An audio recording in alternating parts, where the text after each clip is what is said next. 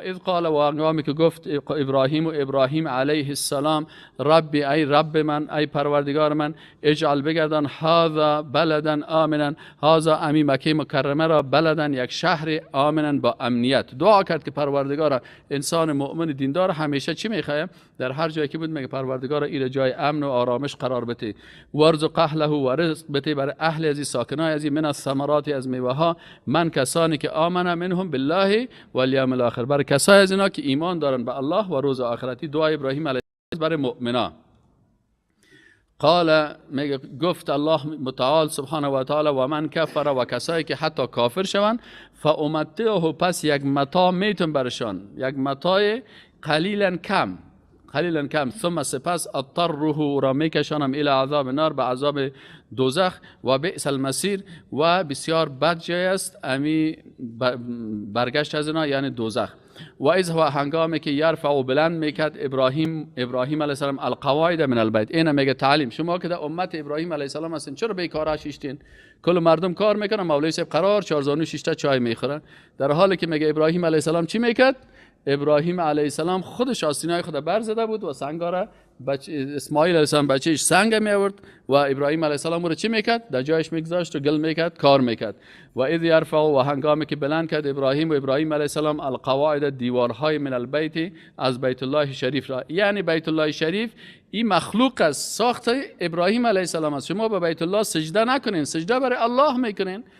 فهمیدین؟ یعنی ما نه به حجر الاسود، عمر رضی الله عنه در مقابل حجر الاسود ایستاد شد و برش گفت که او سنگ سیاه، تو یک سنگ سیاستی، نه بر من نفرستنده میتونی نه ضرر، نفع و ضرر که میرسانه بر من الله میرسانه، من تو را فقط یک ماچ میکنم. به خاطر چی؟ به خاطر که سنت رسول الله صلی الله علیه و آله است، در غیر از تو بر من نفرستنده میتونی نه فایده رسانده میتونی. و بیت الله شریف هم مخلوق است، هر کسی که به بیت الله به خود کعبه سجده میکنه کافر میشه. سجده برای الله میکنه، تنها روی خود طرف چی میکنه؟ روی خود طرف قبله میکنه. مثلا ما شما اینجا هست، اون این صندوق هست یا این دیوال است، ما در مقابل از ایستاد هستیم نماز میخوانیم. به این معنی نیست که ما برای دیوال یا برای صندوق یا برای الماری سجده میکنیم. سجده برای الله میشه، روی خود اون طرف دور میتیم. پشت درخت ما و شما نماز میخوانیم، متوجه هستین؟ اما اگر کس کی کافر میشه، او کسی که به خود درخت چی میکنه؟ سجده میکنه. فهمیدی؟ یعنی اینه من البیت و خب قواعد من البیت، وقتی که ابراهیم علیه السلام امی دیوارها، قاعده یعنی دیوارهای بیت الله را جور میکرد، و اسماعیل علیه السلام هم فرزندش بود که کار میکرد. بسیاری بچه‌ها هستن تمام روزا تا سودا را پدرش میاره، بچه‌ش قرار اونجا خرفش خواه است، بی تربیه هست. اگر تربیه می داشت مثل اسماعیل علیه السلام ما رو میگه تربیه را یاد بگی، اگر نصف کار پدرت میکرد اضافه شه باید چی کنی؟ تو به امرایش بکنی، کار سخته. این خود ابراهیم علیه السلام هم کار میکرد و اسماعیل علیه السلام هم کار میکرد. ولی وقتی که کارام میکردن اینجا باید توکل به کی بکنی؟ به الله بکنی. یعنی توکل شرعی است که با قلب توکل میکنی، با دست کار میکنی. و اگر با دست کار نکردی بازی رو توکل میگه. قرار همینجا 6 تا که باش بر ما از آسمان نان بیای بخوریم، این باز توکل است، این حرام است. توکل عبادت قلبی هست. و در پالی ازی که تو کار میکنی باز قلبت با الله میباشه و تکمیل از او کار از الله میخوای. میگی ربنا ای پروردگار ما خمی کار کردیم، تقبل منا، آل توی را قبول بکن از ما. انک یقینا که انت تو از سمیع و سمیر شنوا هستی، بسیار دعاها را میشنوی، گپا را میشنوی، العلیم و دانا هستی. ربنا ای پروردگار ما وجعلنا بگردان ما 2 نفر مسلمین، مسلمانان حقیقی تسلیم. سعی تمام پیغمبرها چی بودن؟ مسلمان بودن. اینجا نمیگن که ما را یهود بساز یا نصارا بساز، متوجه هستی؟ میگه که وجعلنا و بگردان ما را مسلمین، 2 مسلمان، یعنی ان الدین عند الله الاسلام، دین حقیقی به نزد الله چی است؟ اسلام است. هو سماکم المسلمین، الله شما را نامتان چی مانده؟ مسلمان مانده. همین که مردم سر خود نامای 2000 میمانه، این مسلمان که از مسلمان دیگه تفرقه میکنه. بگو من مسلمان هستم، رهبرت کیست؟ رهبرم رسول الله صلی الله علیه و سلم. کتاب چی است؟ کتاب الله قرآن عظیم شان است و سنت رسول الله صلی الله علیه و است و دین ما اسلام است. بنده الله هستم. کل مسلمان ها با چی میشه؟ متحد میشه. یا هم میگن ای پروردگار ما را 2 نفر مسلمان بگردان لک برای خودت، و من ذریاتنا، و از جمله اولادهای ما امتی بگردان که مسلمان باشن لکه، تسلیم باشن بر تو. و ارنا و نشان بده یا پروردگار، یعنی بر ما راهنمایی که چرا مناسک یا عبادات ما را.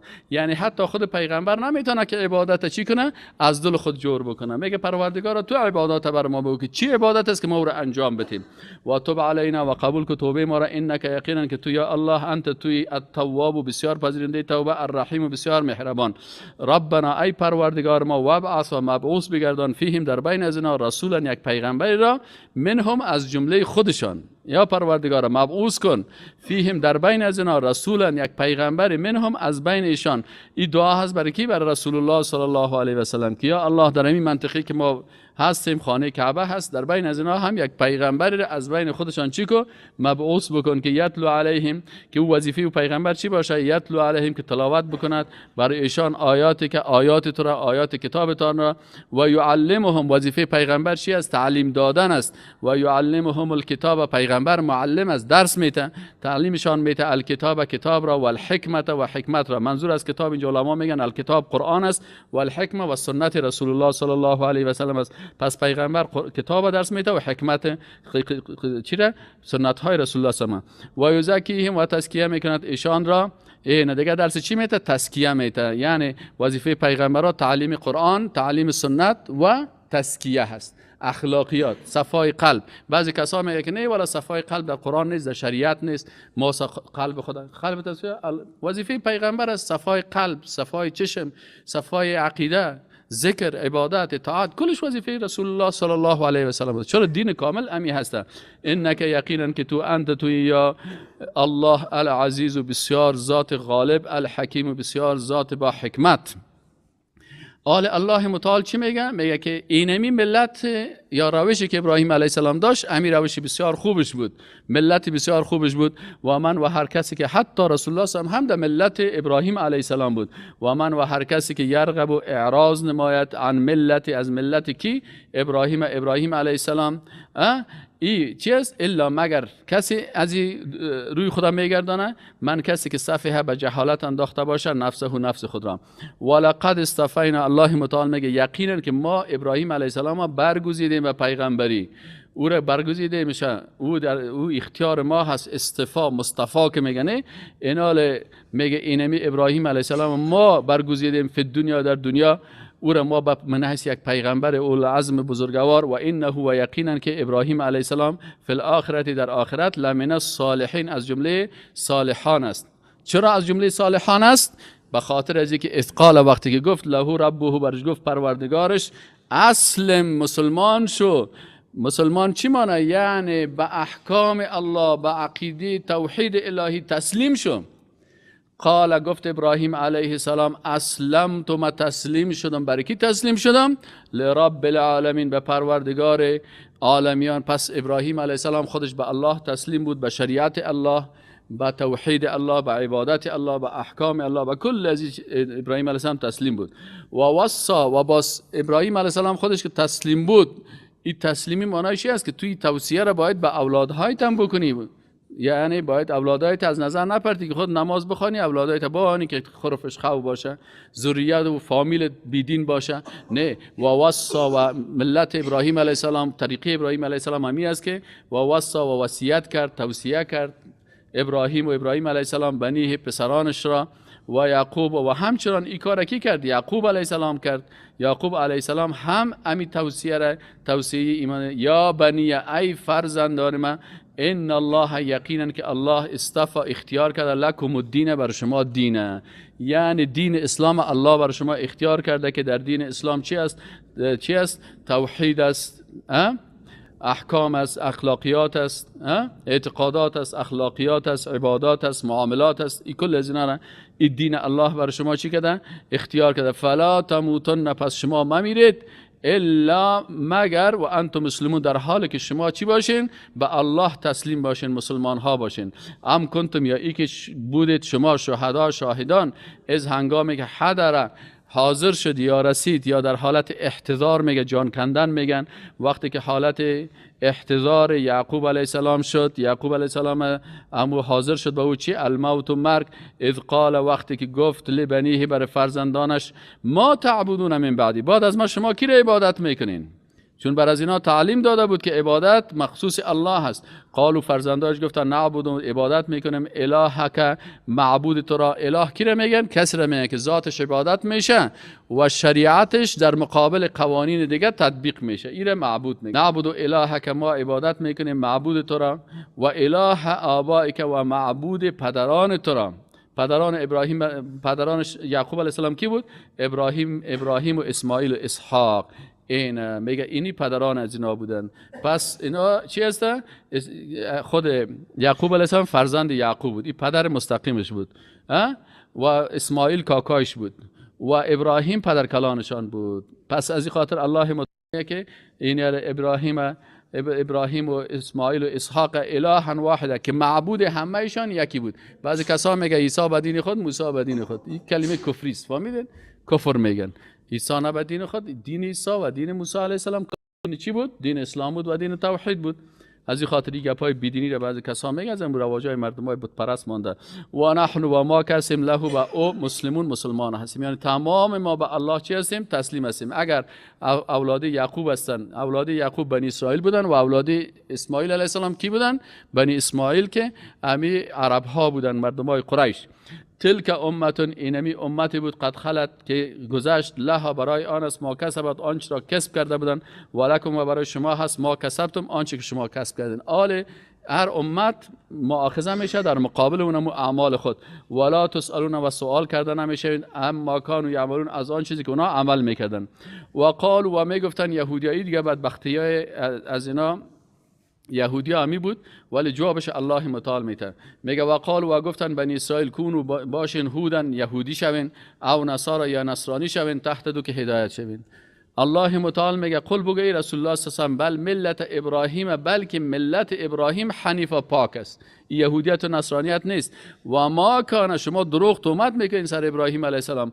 و ما کان، و نبود ابراهیم علیه السلام من المشرکین، از مشرکایی که یکی تان میفتن عزیر بچه الله هست، یکی تان میفتن عیسی پسر الله هست. اگر شما مسلمان حقیقی هستین، پس اتو بگین، قولوا بگویید آمنا، ما ایمان آوردیم، بالله، به الله. یعنی مسلمان‌ها را میگه شما برای یهود و نصارا بر از اینا بگین که ما ایمان آوردیم به الله، بیاین شما هم به الله ایمان بیاورین. و ما ایمان آوردیم به ما انزل الینا، آنچه که به ما نازل شده، شما به این ایمان برین، با شما مؤمن حقیقی هستین. و ما انزل الی ابراهیم، و آنچه که نازل شده بالا ابراهیم و اسماعیل و اسحاق، صحیفه هایی که نازل شده با او ما ایمان داریم، بگین شما هم ایمان برین. و یعقوب، و بر یعقوب علیه السلام، و الاسباط، و آنچه که نازل شده به اولاد یعقوب علیه السلام. و ما اوتی، و آنچه که داده شده هست بر موسی علیه السلام از کتاب ها، و مثلا تورات، ما با او ایمان داریم. و با عیسی علیه السلام کتاب است، انجیل، با او ایمان داریم. و ما اوتی النبیین، و به هر پیغمبر دیگه که هر کتاب و هر صحیفه داده شده ما با او ایمان داریم، به شرطی که از جانب پروردگارش باشه و او تحریف داخل نکرده باشین. لا نفرق بین احد، ما خود در بین پیغمبرها تفرقه نمیکنیم، جدایی نمیکنیم، نمیگیم که پیغمبر ما قبول داریم، میره قبول نداریم، این درست است، این درست نیست، این معصوم است، این نیست معصوم. نه، ما کل پیغمبرها را میگیم، کلشان پیغمبرای الله هستن، کلشان معصوم هستن، با تمام پیغمبرها ما ایمان داریم. بگید شما هم ایمان بیارین، با شما هم میتونین مسلمان حقیقی باشین. لا نفرق، تفرقه نمیکنیم در بین احد منهم، در بین یکی از ابی پیغمبران. و نحن، و ما کسیم له، با او مسلمان به الله متعال تسلیم هستیم، ما تسلیم به الله هستیم. و امی تسلیمی به الله، ایمان به الله تقاضا میکنه که آمنت بالله بگویی، و ملائکته و کتبه و رسوله و الیوم الاخر و القدر خیری و شری من الله تعالی و البعث بعد الموت. فان آمنو، پس اگر الله متعال میگه که اگر ایمان آوردن امی بنی اسرائیل به مثل ما آمنتو به. بعضی کسا بازیگه آیات میگیرن، این میگه در فلانی آیت تو گفته که اگر یهود هم باشی الله تو را قبول میکنه، اگر نصرانی هم باشی نه. اینجا این آیت قرآن میگه که بگو برشان فان آمنو، شرط است، این شرطی است، میگه اگر امی یهود و نصارا ایمان بیاورند به مثل ما آمنتم بهی، به مو شکل که شما ایمان دارین، به تمام کتاب ها و به تمام پیغمبرها و تمام ملائکه را قبول دارین.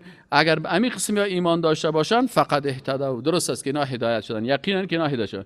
و این تولوا، باز اگر روی بگردانن که ما موسی را قبول داریم، عیسی را قبول نداریم، عیسی را قبول داریم، محمد صلی الله علیه و قبول نداریم، جبرئیل قبول نداریم، در بین ملائکه میکائیل قبول داریم، بازی گپای از اینا، یا این کتاب قبول داریم، این کتاب قبول نداریم. و این تولوا، و اگر روی آوردن فانما هم فی شقاق، پس یقینا که اینا مردم ها در چی هستن؟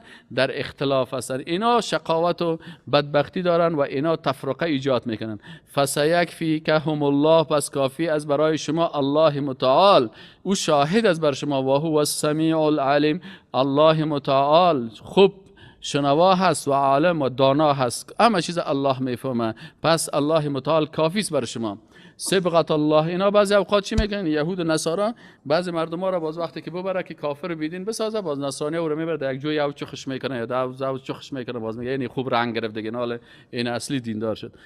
الله متعال در جوابشان میگه که صبغت الله، امو صبغه الله یعنی دین الله. این چی است؟ اینمی بهترین دین است. و من احسن و کی هست احسن و برتر من الله، از الله، صبغتا از نگاه دین، یعنی او دینی که الله متعال بیان کردن و در چهره انسان تغییر میاره، مثل رنگ واره، برای انسان نورانیت میده، در قلبش نور ایمان داخل میشه. کی از او که بلندتر و برتر است؟ و نحن و ما که هستیم له، فقط بر الله متعال عابدون، عبادت کننده ها هستیم. قل بگو برشان ای رسول الله صلی الله علیه و سلم، اتحاجوننا، آیا شما دلیل میگویید با ما فی الله در مورد الله، و هو در حالی که الله متعال ربنا پروردگار ما هست، و ربکم یعنی خلق کننده و روزی دهنده و شفا دهنده ما هم است، و ربکم و خلق کننده و روزی دهنده و شفا دهنده و مالک متصرف شما هم است. ولنا، و برای ماست، اعمالنا پاداش اعمال ما، ولکم و برای شماست، اعمالکم پاداش جزای اعمالتان. و نحن له مخلصون، و ما مخلص هستیم، اخلاص فقط بر الله داریم، یعنی نیت ما 100% به خاطر رضایت الله است. اخلاص همی هست که توحید در نیت باشه. توحید در نیت چی است؟ که 100% یک کار به خاطر رضایت الله میکنین. ام تقولون، یا ای که شما میگید ان ابراهیم و اسماعیل، که ابراهیم علیه السلام یا اسماعیل و اسحاق و یعقوب اسباط، کانوا هودن او نصارا، یا چی بودن؟ اسباط اولاد یعقوب علیه السلام میگن. می شما اینا میگن که اسماعیل علیه السلام و اسحاق و یعقوب و اسباط اولاد یعقوب علیه السلام کانوا هودن او نصارا، یا یهودی یا نصرانی بودن. قل بگو انتم اعلم ام الله، آیا شما بسیار علم دارین یا الله؟ الله خو میگه که اینا مسلمان بودن.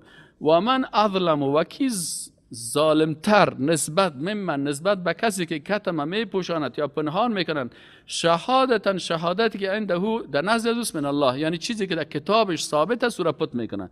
و ما الله، و نیست الله متعال بغافل بیخبر عما تعملون، از آنچه که عمل میکنین. تلک اینا امتی بودن قد خلت، که قبلا گذشتن، لها ما کسبت، بر از اونا هست آنچه که کسب کردن، پاداش و جزای خودشان است.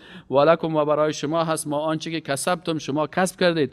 ولا تسالون، و شما سوال کرده نمیشین، اما کانوا یعملون، از آنچه که اونا عمل میکردن. حالا اینجا موضوع دیگه که موضوع چی است؟ موضوع امون نسخ و اینمی گپا هست که مردم های بیدین اینا سر منسوخ بودن قرآن و سر منسوخ شدن کتاب هایشان انتقاد میکردن. یا مثلا قبله قبلا دو طرف بود، حال قبله این طرف تغییر کرد، حال در بین ازی باز مردم های بیدین میخیدن و سر این مسائل انتقاد میکردن. سیقول، و الله متعال میگه در بالای احکام الله کسایی که انتقاد میکنن اینا سفیه و جاهل هستند. سیقول زود است که بگوید السفهاء و جاهلا، یقول بگوید سین وقتی که در فعل مضارع داخل میشه به معنای بسیار زود است، و اگر سوف داخل شد به معنای مضارع میشه، در آینده میگن.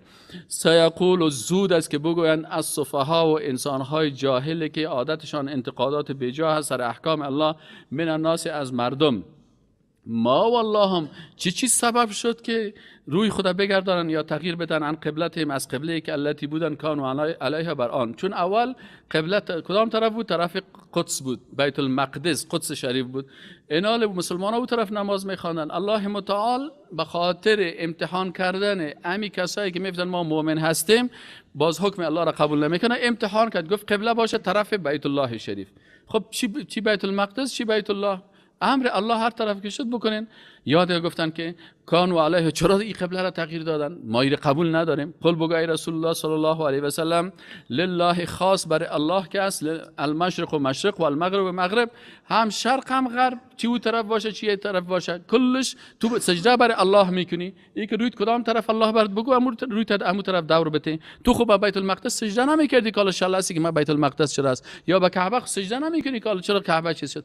او فقط رویت دور میتی به خاطر از اینکه عبادت الله را بکنی. پس وقتی که عبادت الله را میکنی، عبادت الله توقیفی است، مطابق به امر الله میشه. امر الله همین یهدی من یشاء، الله متعال هدایت میکنه هر کسی را که بخواد. یعنی الله در امتحانات خود مردمای بیدین از صف میکشه. یک امتحان که آمد ببینی که یک دفعه یک تعداد مردم کافر شدن، از این رفتن، الله متعال نموت امتحانات نازل میکنن، یهدی هدایت میکند من یشاء و هر کس را که بخواد الی صراط مستقیم به طرف راست. و کذالک و همین قسم جعلناکم گردانیدیم شما را امتا وسطا، ای امت رسول الله صلی، شما امت وسط هستین. چی معنی امت وسط هستین؟ یعنی تمام شریعت رسول الله صلی الله علیه و سلم شریعت وسط است. اگر شما امی شریعت الله را با جهادش، با شهادتش، با احکامش، با عبادتش، با ریشش، با بدون و صبونش و کلش سرتان تطبیق کنید، اینجا افراط و تفریط نیست. چی است؟ شریعت وسط است و شما امت وسطی هستین.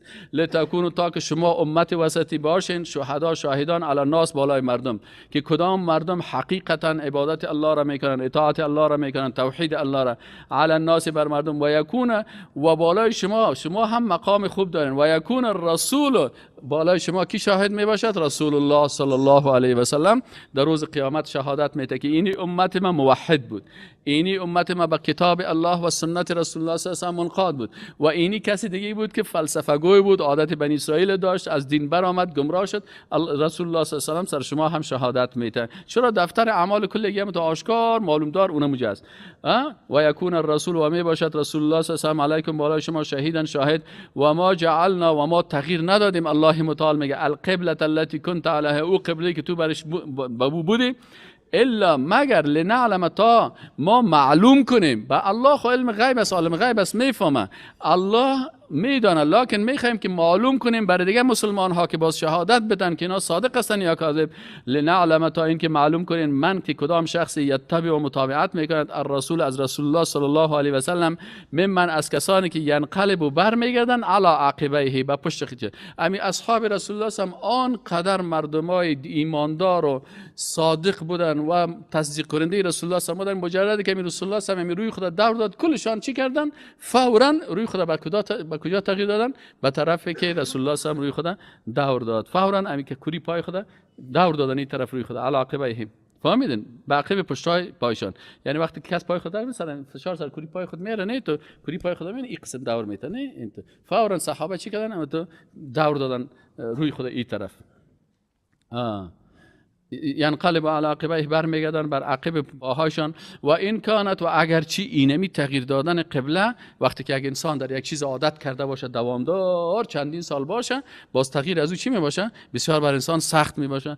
و این کانت، و اگرچه این کار لکبیرتن بسیار بزرگ بود، الا مگر باز این کار چی است؟ آسان است. علی الذین، بر کسانی که هدی الله، الله هدایت کرده باشه.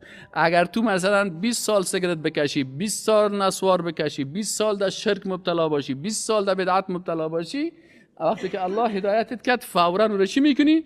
ترک میکنی. چی است؟ علاج بکنم خلاص. اما انسان که الله هدایت نکرده بازو دیگه فلسفه و جنجال و فلانی میکنه. اگرچه اطاعت از احکام الله سخت است، الا علی الذین، مگر آسان است، کبیرتن بزرگ است، الا مگر علی الذین، مگر بر کسان چی است؟ آسان هست که هدی الله، الله هدایت کرده باشه. و ما کان الله، و نیست الله لیضیع ایمانکم، که ضایع بکند ایمان شما را. یعنی او عبادت هایی که شما او طرف رویتان بوده کردین، او را الله ضایع نمیکنه. او در دفتر اعمالتان ثابت است. تا دی رسول قسم حکم الله بود، مطابق از او عمل کردی، عالی حکم الله هست، الله برات را اجرش میده. ان الله، یقینا که الله متعال کس بالناس، به مردم، لرؤوف، بسیار بنهایت مهربان است، رحیم، رؤوف و رحیم مهربان است. رؤوف رأفت به معنای دوری چی از ضررها، و رحمت جلب منافع. فهمیدی؟ یعنی الرؤوف یعنی بسیار مهربان است که ضررها را از شما دور میکنه. الرحیم بسیار مهربان است که نیکی ها را به طرف شما چی میکنه؟ جلب میکنه. قد نرا، یقینا که الله متعال میگه که ما دیدیم، میدیدیم تقلب وجهه که روگردانیدن تو را که هر وقت رسول الله به طرف آسمان سیل میکرد فی السماء در آسمان فلنولینک پس حتما میگردانیم روی تو را قبلتا به طرف قبله ای که ترضاها راضی میشی. رسول الله صلی الله علیه و بسیار خوش داشت که همین قبله کدام طرف باشه؟ طرف بیت الله شریف باشه، چون که ابراهیم علیه السلام اینا کلشان همونجا نماز خواندن و این قبله بود که مثلا اساس ابراهیم علیه السلام همین چیز زیر گذاشته بود و اساس شأن زمان آدم علیه السلام است. قبلتان ترضاها فولی پس بگردان وجهه که روی تو را شطر المسجد الحرام به طرف مسجد الحرام یعنی بیت الله شریف و حیث ما کنتم و هر جایی که شما باشید فولوا بگردانید وجوهکم روحایتان را شطره به طرف بیت الله شریف. و ان الذين و یقینا کسانی که اوتل کتاب برایشان کتاب داده شده هست، کتاب تورات و انجیل دارن، لا یعلمون میفهمن که امی حکم که است الحق و حق است من ربهم از جانب پروردگارشان است و ما الله و نیست الله متعال بغافل بخبر اما از آنچه که یعملون عمل میکردن. ولا این اتیت باز الله متعال بر رسول الله سمیه که این اهل کتابی که بیدین و گمراه هستن یا باز هیچ وقت از تو راضی نمیشن. این نیست که اگر قبله تغییر دادی و ناراض شدن، بلکه هر وقت یا ناراض هستن.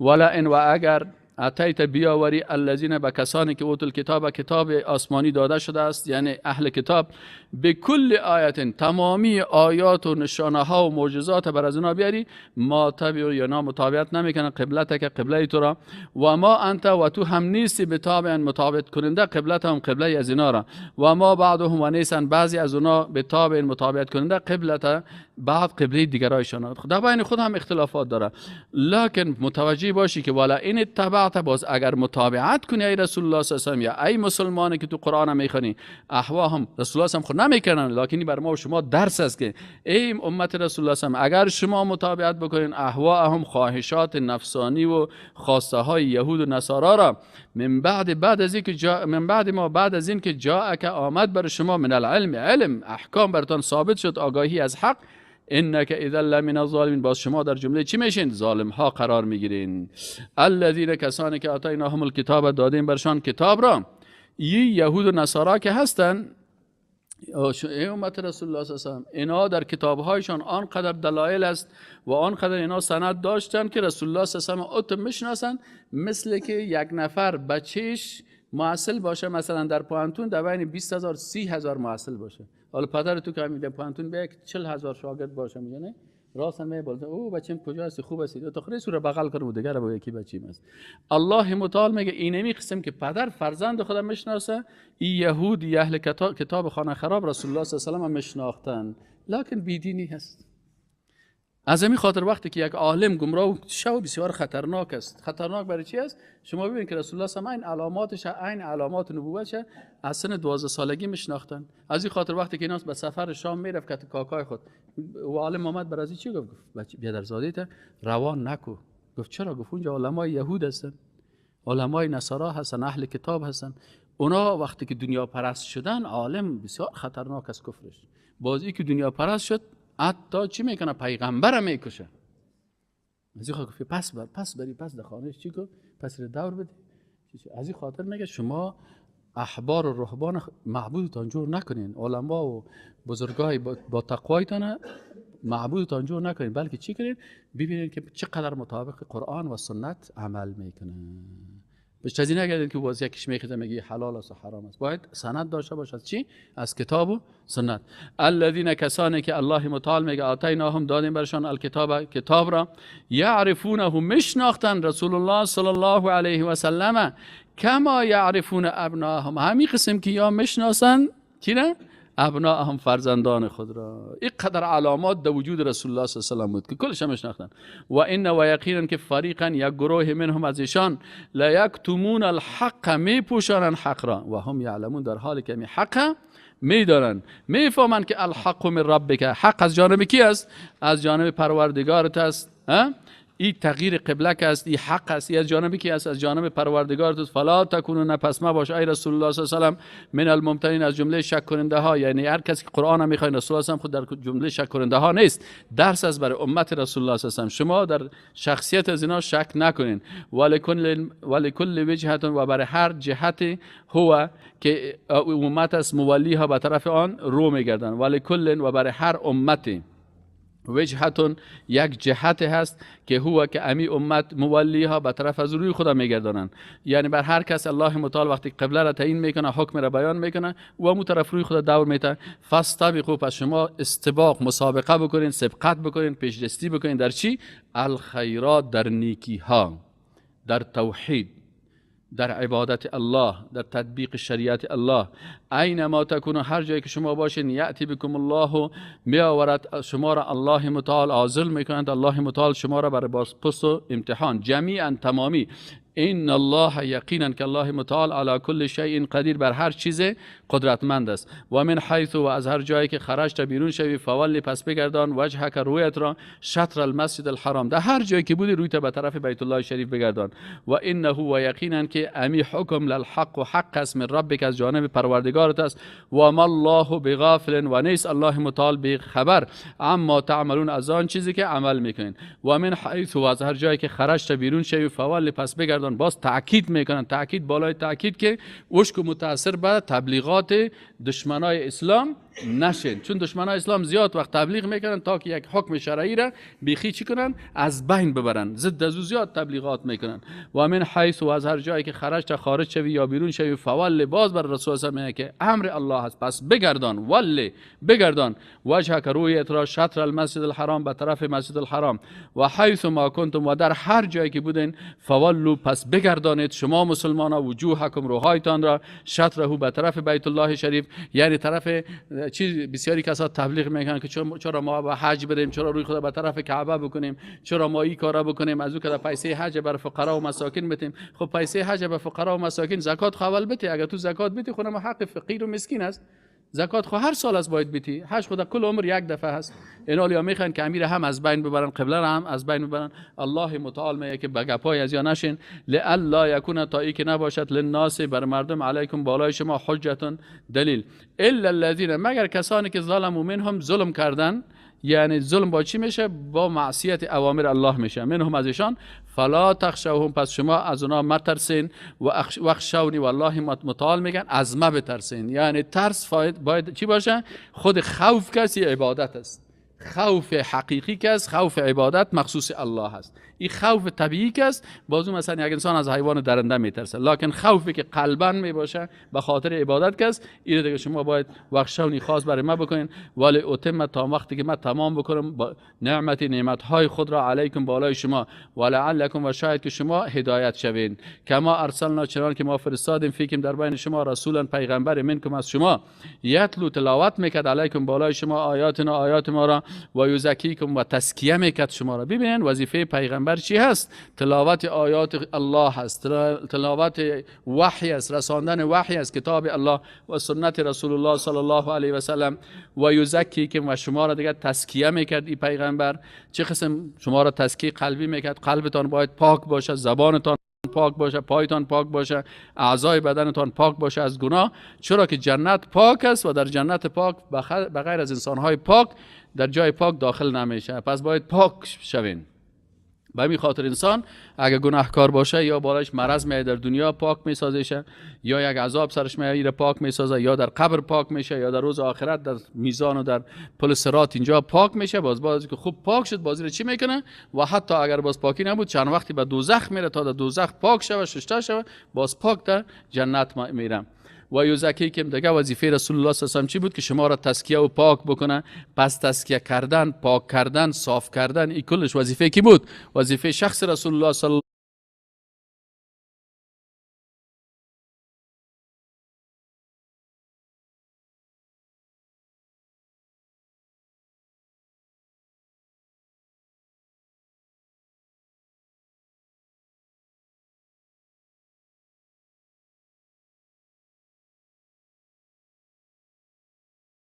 الله علیه و سلم بود. شما اگر احادیث رسول الله صلی الله علیه و سلم عمل بکنین، باز شما را چی میکنه؟ تزکیه و پاک میسازه. احادیث که در مورد قلب است، صفای قلبی را بیان میکنه. احادیث که در مورد چشم است، صفای چشم بیان میکنه. احادیث در مورد گوش است، صفا و پاکی گوشه. کل اعضای بدن انسان بر از این تزکیه در چی است؟ در قرآن و سنت است. و یعلمکم، و این پیغمبر آمده بود که تعلیم بدهد شما را، الکتاب، کتاب یعنی قرآن عظیم شان را، و الحکمت، و احادیث و سنت های رسول الله صلی الله علیه و سلم را، و یعلمکم و تعلیمت شما را ما لم تکونوا تعلمون، آن چیزی را که شما نمیدانستین. پس شما باید پیغمبر حقیقتا بشناسین که پیغمبری بود که دین کامل آورده و شریعت الله را، احکام الله، اعتقادات، اخلاقیات، عبادات و معاملات، کل زیر الله متعال چی کرده؟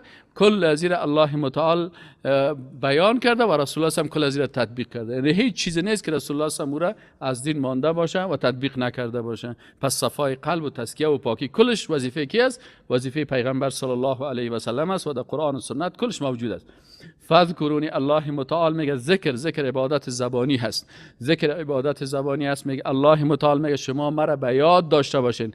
ذکر عبادت زبانی و عبادت بدنی هست. تنها تو نیست که در زبان بگی الله الله اما قلبت غافل باشه. میگه پس یاد کنید مرا. چه قسم یاد کنین؟ در هر حالتتان، در خوشیتان الله را یاد کنین، در غمتان الله را یاد کنین. وقتی که قانون هست تطبیق شریعت میکنین، قانون میکنین، الله را یاد بکنین. حکومت میسازین، باید الله را یاد بکنین. وزیر هستی الله را باید داشته باشی، مؤثر هستی الله را باید داشته باشی، استاد هستی الله را باید داشته باشی، دکاندار هستی تجارت میکنی، معامله میکنی، در بین دو نفر فیصله میکنی، قاضی هستی، قضاوتگر هستی. بعضی کسا رو ببینید در یک معامله بسیار خوب آدم است، وقتی که تو قضاوت برش پرتی بگی تو بگی همین فیصله را بکن، بازو یک جهت خوب سر دلسوزی میکنی، جهت دیگر چی دیگه میگه برو خیر است، یک 5000 تو برازی باشه. چرا باشه؟ خود تو خود عادلانه چیز کو. یعنی در هر جای باید ببینی که حکم الله چی است. باید قلبت اون طرفی که دل تو میسوزه دلت نسوزان، بلکه چیزی که شریعت الله هست او رو بالای چی بکن؟ تطبیق بکن. از همین خاطر بعضی اوقات شریعت الله حکم میکنه بالای تو که یعنی قاتل سر چی کو؟ این قصاص بکن. زنا چرا قاضی شدن نمیتونن؟ زنا خب بسیار شخصیت خوب و عالی دارن، لکن زنا به خاطر خوب آدمیشان قاضی شدن نمیتونن. چرا؟ یا بسیار عاطفه قوی دارن. اگر مادر قاتل آمد گریان کرد، بازی قاضی رو هم گریان میگیره، بازو رو اعلاش میده. اما مرد که از بازو در قصه گپا نیست، باز میگن چیزی که هست باید سر از چی شوه؟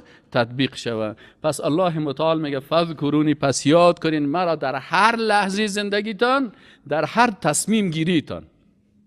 فهمیدی یا نه؟ اتناش که دارسیش بعضی کسات که آرسی کرد باز میره الله یادش میره مادر کلانش، باز میگه خو نانا جان تو بگاله چند سیر برنج ببرم، چند سیر چی ببرم، کدام دختر بگیرم، دختر کی رو بگیرم؟ نه، ببین که الله چی میگه، رسول الله صلی الله علیه و سلم بر تو چی میگه. در وقت قانون که میشه تو میگه با چون بریم قانون فرانسه را سال کنیم، بریم قانون امریکا را سال کنیم. الله متعال میگه که فذکرونی، این نمیگه باید مرا به یاد بیارین.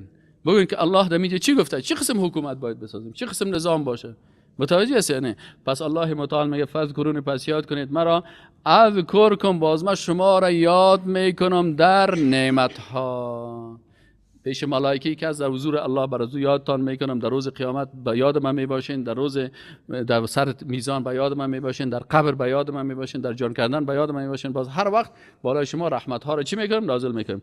واشکرولی، و وقتی که ما بر شما نعمت ها را دادیم در مقابل نعمت ها چی کنین؟ شکر ما را بکن. شکر چشمت کردی؟ چه قسم شکر چشم را بکنم؟ چشمت مطابق امر الله استعمال کن.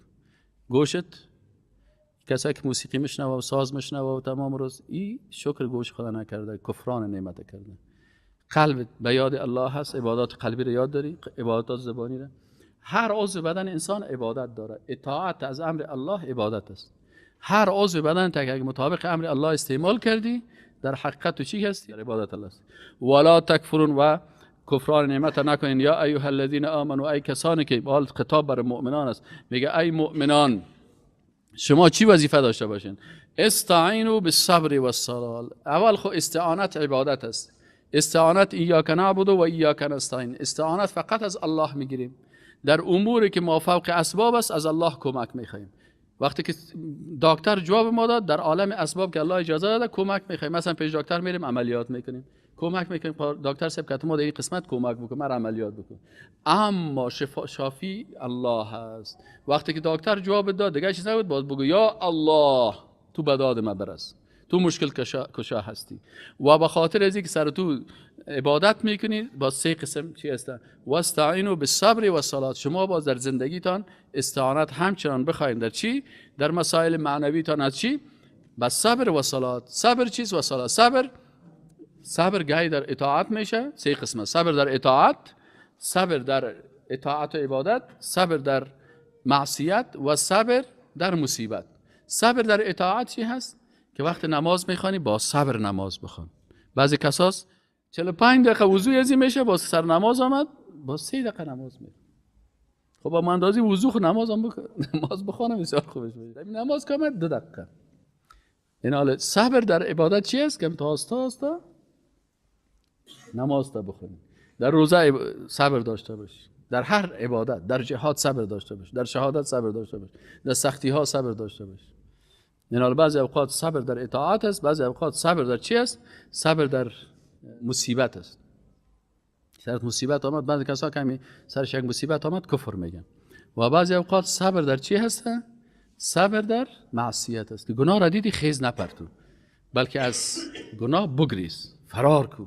میفهمی که اینجا گناه هست، در یک جای خاص داره دعوت وقت واجب است که در اونجا معصیت نباشه. دیدی که در محفل ساز و رقص است، بگریز.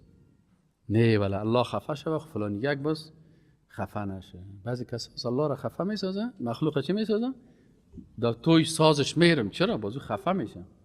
باز که توی بری الله خفه شه، او رو چطور میکنی؟ وی در فکرش نیست. الله متعال میگه واستعینوا و استعانت بخوای به صبر، به صبر و صلات و به نماز خواندن. وقتی براتون سختی و آمد فوراً به طرف نماز برین. ان الله یقینا که الله متعال امرای کی است؟ امرای صابرا هست. ولا تقولوا لمن یقتل فی سبیل الله اموات، و شما نگوین برای کسانی که میمیرند در راه الله مرده ها. این انشاءالله فردا بخیر ما شما میخوانیم. سبحانك اللهم و بحمدک اشهد ان لا اله الا الله استغفرك و اتوب الیک.